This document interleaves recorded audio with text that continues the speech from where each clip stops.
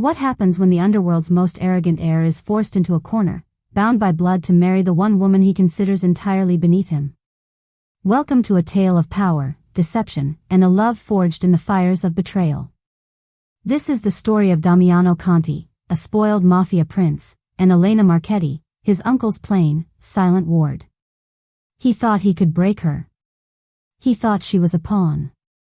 But in a world ruled by wolves, the quietest woman in the room is often the most dangerous. The mahogany-paneled boardroom of Conti Holdings smelled of expensive cigars, aged leather, and the metallic tang of brewing conflict. Outside the floor-to-ceiling windows, the rain-slicked streets of Naples reflected the city's ancient stone and modern steel. Inside, the atmosphere was suffocating. Damiano Conti lounged in a high-backed leather chair, his tailored charcoal suit emphasizing the dangerous, feline grace of a man who had never once been told no. At 29, Damiano was the undisputed prince of the Neapolitan underworld, devastatingly handsome, lethally arrogant, entirely spoiled by a lifetime of unchecked privilege. Across from him sat his cousin Rocco, a man whose eyes were too sharp and whose smile was too thin, harboring an ambition that coiled like a viper in the grass. At the head of the table sat Giordano Ricci, the family's consigliere and chief counsel, a man who looked far older than his 52 years. Before him rested the final will and testament of Salvatore Conti, Damiano's late uncle, and the legendary don of the family. "Get on with it, Giordano," Damiano drawled, checking his gold watch. "I have a flight to Capri in 3 hours. Vittoria is waiting." Giordano peered over his reading glasses, his expression grave. "You may want to cancel that flight. Your uncle's final stipulations are unorthodox." "My uncle is dead," Damiano said coldly. "I am head of this family now. Read the paper so we can formalize what is already mine." Giordano cleared his throat. "Salvatore Conti leaves the entirety of his legitimate empire, the shipping lines, the real estate, the offshore holdings worth upward of 2 billion euros, to you, Damiano." Damiano smirked at Rocco, a silent victory. However, Giordano continued, his voice rising over the sudden hush, "This inheritance is conditional." The smirk vanished. "Conditional on what?" "Marriage," a soft, almost inaudible voice answered from the corner of the room. Damiano's head snapped toward the shadows. Sitting in a wingback chair, entirely overlooked until this moment, was Elena Marchetti. She was Salvatore's ward, the orphan daughter of a loyal soldier who had died shielding Salvatore 20 years earlier. To Damiano, she had always been part of the furniture. Elena wore an oversized charcoal cardigan that swallowed her small frame. Her dark hair was scraped into a severe, unflattering knot, and heavy black-rimmed glasses obscured her face, magnifying her eyes until she looked like a startled owl. She was 23, but carried herself with the weary composure of someone twice her age. She was the antithesis of everything Damiano valued, plain, quiet, and in his eyes, entirely unremarkable. "What is she doing here?" Damiano snapped. "She is the condition," Giordano said heavily. "To inherit the empire and assume the title of Don, you must marry Elena Marchetti. The marriage must last no less than 3 years, during which you must cohabitate and present a united front to the syndicates. Should you refuse, or should the marriage fail, the entire estate and the leadership of the family passes to Rocco." The room erupted. Rocco barked out a laugh, his eyes gleaming with sudden predatory joy. Damiano slammed his hands on the table, rising to his feet, jaw tight with fury. "This is a joke," he snarled, pointing a trembling finger at Elena. "You expect me to marry that? A ghost who hides in the archives? I am Damiano Conti. I do not marry the help." Elena did not flinch. Her hands stayed folded neatly in her lap, her gaze steady behind the thick lenses. No tears, no trembling, only an unnerving, infinite patience. "You have 24 hours to decide," Giordano said quietly. "Marriage to Elena, or you surrender the throne to Rocco." Damiano glared at his cousin, who was already surveying the room as if he owned it. The thought of bowing to Rocco made his blood boil. He turned his venomous gaze back to Elena. She looked back, her expression unreadable. Fine, Damiano spat, the word tasting like ash. I will marry the ghost. But don't expect a loving husband, Elena. You will be nothing more than a shadow in my house. Elena finally spoke, her voice smooth and unbothered. I would expect nothing less, Damiano. Just be sure you sign where indicated. The wedding was a farce, a bleak, transactional affair held in the private chapel of the Conti estate in the hills above Sorrento. Outside, a torrential downpour battered the stained glass, a fitting insult to the union taking place within. There were no flowers, no music, no gathered well-wishers, only the heads of the family syndicates, watching with calculating eyes. Damiano stood at the altar in a sharp black suit, radiating a fury so palpable it seemed to chill the room. He looked more like an executioner than a groom. When the doors opened, Elena walked the aisle alone. She wore a simple, ill-fitting white dress that deliberately hid her silhouette, her hair pinned tight, her glasses firmly in place. She looked almost swallowed by the vastness of the chapel, but her steps never wavered. She did not look at the whispering guests. She kept her eyes on the priest. As she reached the altar, Damiano refused to offer his hand. Elena simply stepped up beside him. You look absurd, he whispered viciously, leaning down so only she could hear. My uncle must have lost his mind to think this would save you. Your uncle knew exactly what he was doing, Elena replied softly, not looking at him. And you look like a man who already knows he's lost. Damiano's jaw clenched. He grabbed her hand to slide the heavy heirloom ring onto her finger, squeezing her knuckles hard enough to bruise, a silent threat. Her expression stayed entirely blank. When the priest commanded them to kiss, Damiano leaned in and pressed a brief, punishing, loveless kiss to the corner of her mouth. She tasted like bergamot and something else, something unbreakable. It infuriated him. The reception was held at Damiano's private villa above the bay. It was an exercise in humiliation for Elena. Damiano's glamorous mistress, Vittoria, had been invited. Vittoria was everything Elena was not, tall, auburn-haired, draped in emerald silk, dripping with aggressive confidence. As Elena sat alone at the head table sipping water, Vittoria glided over, Damiano at her side. So this is the little archive rat who bought Damiano his crown, Vittoria purred, eyes scanning Elena with open disgust. Don't worry, mouse. Damiano and I have an understanding. You can keep the title, the paperwork, and the empty bedrooms. I'll keep his actual attention. Damiano smirked, an arm around Vittoria's waist, waiting for Elena to break, to cry, to flinch, to show some sign of weakness. He wanted her to understand her place, at the very bottom. Elena set her glass down and looked up, her dark eyes magnified behind her lenses. I'm perfectly content with that arrangement, Vittoria.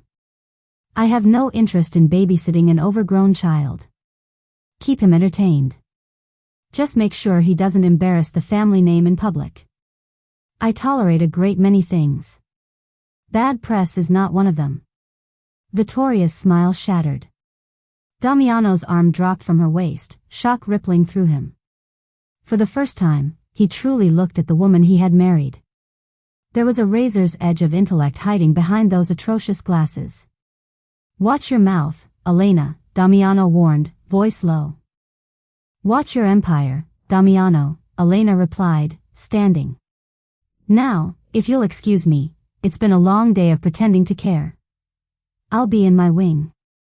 Do not disturb me. She walked away, leaving the spoiled heir and his mistress staring after her. The balance of power had shifted, infinitesimally but undeniably. The first 3 months of the marriage settled into a bitter, frigid routine. Damiano lived exactly as he had before, late nights at private card rooms, ruthless dealings at the port, public appearances with Vittoria on his arm. He paraded his indifference for the syndicates to see, daring Elena to challenge him. She never did. She became a ghost in the sprawling villa, claiming the old library, a cavernous, 2-story room full of Salvatore's ledgers and law texts, as her sanctuary. She dismissed the decorator Damiano sent and instead buried herself in tax law, maritime contracts, and the encrypted files her guardian had left behind. Damiano found her indifference infuriating. He was used to women begging for his attention, his approval, his money. Elena asked for nothing. She never complained when he came home reeking of perfume and cheap liquor. She simply existed, a silent, mocking reminder of the chains his uncle had locked around him. One rain-soaked evening, Damiano came home earlier than usual. Vittoria was away in Milan, and for the first time in weeks he found himself restless. He poured a scotch and wandered the echoing halls until he saw a sliver of light beneath the library's heavy doors. He pushed them open. The room smelled of old paper and rain against glass. Elena sat at the vast desk, surrounded by ledgers and a glowing laptop. For a moment he only watched her, the lamplight catching auburn tones in her hair, the sharp, almost aristocratic line of her jaw, without the harsh overhead light of the chapel or boardroom to flatten it. "What are you doing?" he demanded. She finished typing before looking up. "Reviewing the quarterly margins on the Salerno shipping route. We're losing 9% of gross profit to graft and inefficient routing." Damiano stepped inside, territorial anger flaring. "That's syndicate business. You don't have clearance, or the mind for it. Who gave you these?" "Salvatore," Elena said simply. "Before he died. He taught me to read the family's true books, Damiano. Not the sanitized version Rocco hands you." Damiano set down his glass. "Rocco is my second. He runs the port. Are you accusing him of stealing from me?" "I'm not accusing him. I'm proving it." She turned the laptop toward him. "Look at the gap between the manifest weights and fuel expenditures. Rocco is skimming. He's funding a private militia, Damiano. He's preparing to move against you." Damiano stared at the screen. The numbers were undeniable, elegantly cross-referenced in a way his own accountants never managed. "Why tell me this?" he asked, his mocking edge gone. "You hate me. If Rocco kills me, you're free. You get your payout and you leave." Elena removed her glasses, pinching the bridge of her nose. Without the thick frames, her eyes were a piercing, startling green, intelligent, and deeply tired. "I don't hate you, Damiano. I pity you. You're a king who doesn't know his castle is built on sand. I'm telling you because I gave Salvatore my word I would protect this family. That includes you, whether you deserve it or not." She replaced her glasses, the shield returning. "Now please. I have work to do." For the first time in his life, Damiano Conti was left speechless. The annual gathering of the Capi in Palermo was the year's most critical event for the Italian underworld, where alliances were forged and weakness was punished with blood. Damiano had always attended with Vittoria on his arm, but this year the old dons demanded to see the new Conti bride. "You have to come," Damiano told Elena grimly that morning. "And you cannot look like you crawled out of an archive. Rocco's been whispering to the northern families that I'm a laughingstock, married to a nobody. Tonight we prove him wrong." Elena didn't look up from her book. "I'll be ready at 8. Damiano hired stylists. Elena dismissed them within the hour and locked herself in her suite for the rest of the day. Damiano paced the villa, genuine anxiety knotting his chest. If she embarrassed him tonight, Rocco would use the blood in the water to launch his coup. At exactly 8, the heavy doors at the top of the staircase opened. Damiano, mid-sip of his scotch, froze. The woman descending the stairs was a stranger. Gone were the shapeless cardigans and severe knot. Elena wore a custom emerald silk gown that moved like water over curves he never knew she had. Her dark hair fell in soft waves, the glasses were gone, replaced by contacts that revealed the striking symmetry of her face, sharp cheekbones, and those devastating green eyes now unhidden. She wasn't merely beautiful. She was regal. She looked like a queen of thieves. "Close your mouth, Damiano," Elena said smoothly, reaching the bottom step. "You're staring. Where have you been hiding this?" "I don't hide," Elena replied, accepting the wrap he numbly offered. "I camouflage. It's safer to be invisible when you live among wolves. Tonight, you need a wolf of your own. Shall we?" The gathering was held in a centuries-old palazzo. When they entered, the ballroom went silent. The whispers that had mocked Damiano died instantly. Vittoria, who had come on the arm of a minor senator to spite him, dropped her champagne glass. It shattered against the marble. Rocco was not so easily deterred. Midway through the evening, flanked by 2 enforcers, he approached Elena with a predatory sneer. "A beautiful mask," he said loudly, drawing the crowd's attention. "But a mask doesn't change what's underneath." A stray Salvatore picked out of the gutter. "Tell me, how much of my family's money did it cost to look like you belong here?" The music seemed to falter. Across the room, Damiano started pushing through the crowd, blood running cold. But Elena didn't need rescuing. She turned to Rocco, spine straight, green eyes locked on his with terrifying calm. "It cost exactly what you skimmed off the Salerno route last quarter, Rocco. 3.8 million. A fraction of what you've stolen from your own blood." Gasps rippled through the room. Accusing a made man of theft in front of the commission, and proven, was a death sentence. Rocco's face flushed. "You lying." "I have the offshore ledgers," Elena cut in, voice ringing clear. "The shell companies in Malta, the wire receipts signed by your proxy. I submitted the full dossier to the commission heads an hour before we arrived." Rocco froze, his eyes darting to the dons now watching him with the cold patience of executioners. Damiano reached Elena's side, hand instinctively at the small of her back. He felt the tension in her spine, but to the room, she was carved from glass. "If you speak to my wife like that again," Damiano said, voice a low, lethal rumble, "I won't wait for the commission's verdict." Rocco backed away, a dead man walking. As they left, Damiano leaned down, lips brushing her ear. "You didn't just camouflage tonight, Elena. You were laying a trap." Elena offered a small, dangerous smile. "I told you. I protect this family." The gala was a catalyst. With his legal and financial avenues destroyed, Rocco turned to the last tool a cornered animal has, violence. It happened 3 nights later.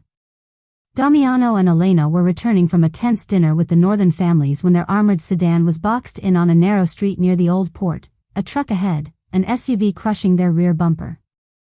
Gunfire tore through the night. The reinforced glass spiderwebbed under the barrage. Damiano's driver slumped over the wheel. Damiano drew his pistol, turning to Elena, expecting panic. Instead, she was already flat on the floor of the back seat, hands over her head, breathing slow and controlled. "Stay down," he shouted, kicking open his door, firing into the dark. He dropped 2 gunmen before a round grazed his shoulder, tearing through fabric and flesh. "We can't stay, the glass won't hold," he grunted. "The storm drain," Elena said, pointing to a rusted grate 3 feet from her door. Salvatore mapped the old cistern tunnels for emergencies. "We go down." He stared at her, stunned, until another volley of gunfire made the decision for him. They dropped through the grate into the dark just as the sedan's fuel line ignited above them, the fireball lighting the tunnel mouth orange. They landed hard in the ancient stone cisterns beneath the city. Damiano groaned, clutching his shoulder. Elena didn't hesitate. She tore the hem of her dress, ignored the glass in her own palms, and bound his wound tight. "We keep moving," she said. "They'll come after us." For nearly 2 hours they navigated the tunnels by phone light and Elena's memory of Salvatore's old maps, Damiano's arrogance stripped away by the raw need to survive. Eventually they reached a reinforced door beneath a shuttered chapel, a hidden safe house stocked with medical supplies, weapons, and a generator. Once the door was sealed, Damiano collapsed onto a cot. Elena went to work immediately, cleaning the wound with antiseptic, ignoring his cursing, stitching it with a steady, practiced hand. "Where did you learn to do that?" he rasped.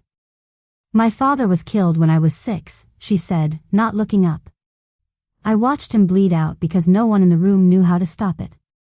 I swore I'd never be helpless again." Something ached in Damiano's chest that had nothing to do with the bullet wound.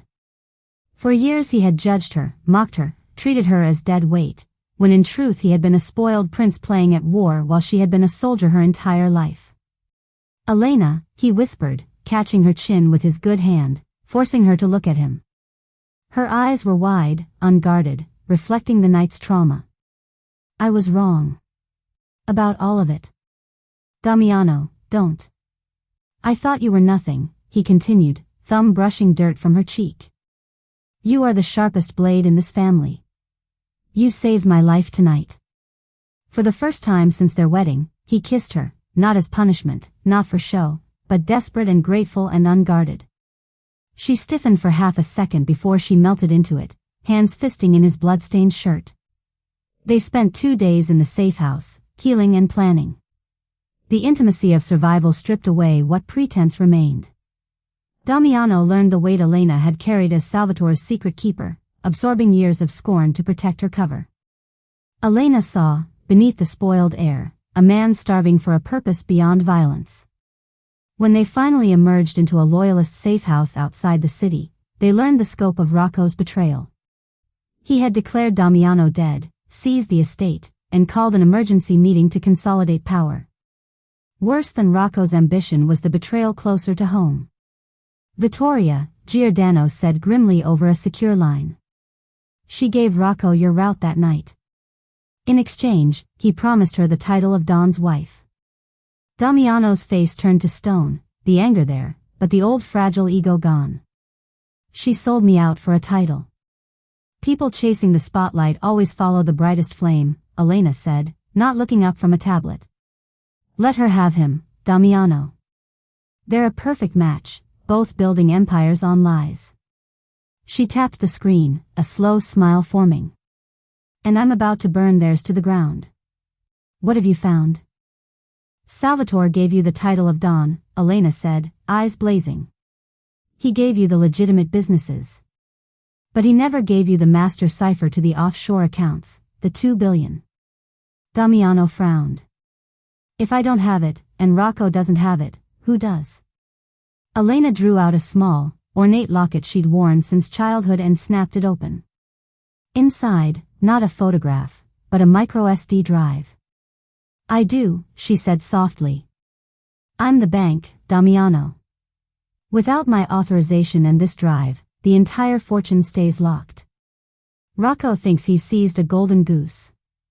He's holding a carcass." Damiano looked from the drive to the brilliant, dangerous woman holding it, and understood at last. His uncle had never married them to protect Elena from the family. He had married them to protect the family from Damiano's own stupidity, by giving him a queen who could outmaneuver them all. "He's holding his coronation at the main warehouse tomorrow," Damiano said, a slow, lethal grin spreading. "Let's go take our throne back."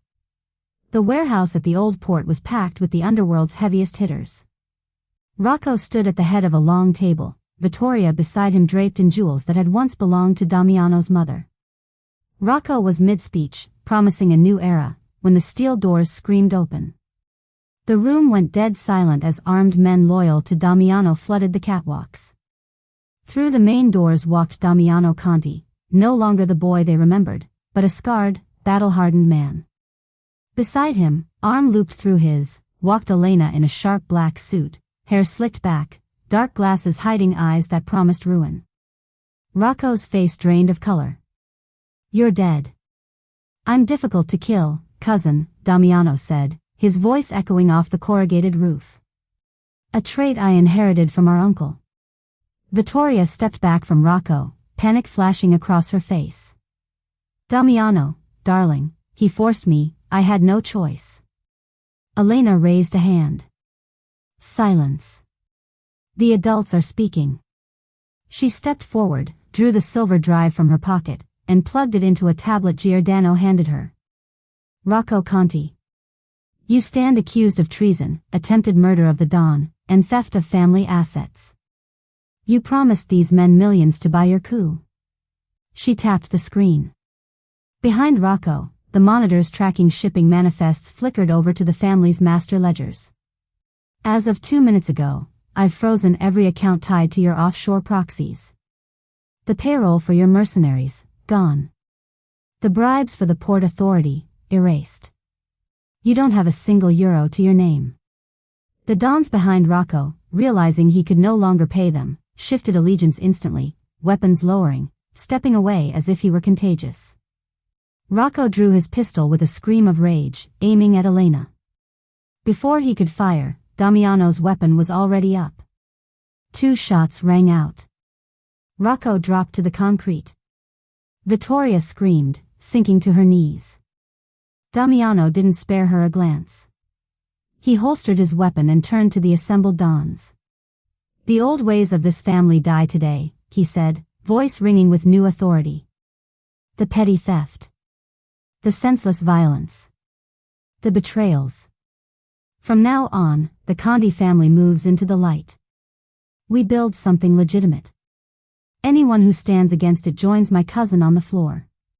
The dons, terrified and awed in equal measure, bowed their heads in submission. Damiano turned to Elena. The ruthless don melted away, leaving only a man looking at the woman who had rebuilt his soul. He lifted the dark glasses from her face, looking into those brilliant green eyes. You kept your promise to my uncle, he whispered. You protected the family. I protected my husband, Elena corrected softly, tracing the line of his jaw. The family is just the bonus.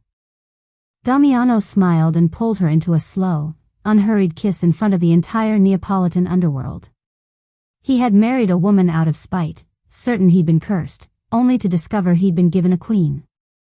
Elena Marchetti had walked into the wolves' den a silent shadow, and walked out its undisputed sovereign. And Damiano, the spoiled boy, had finally become a man worthy of standing beside her.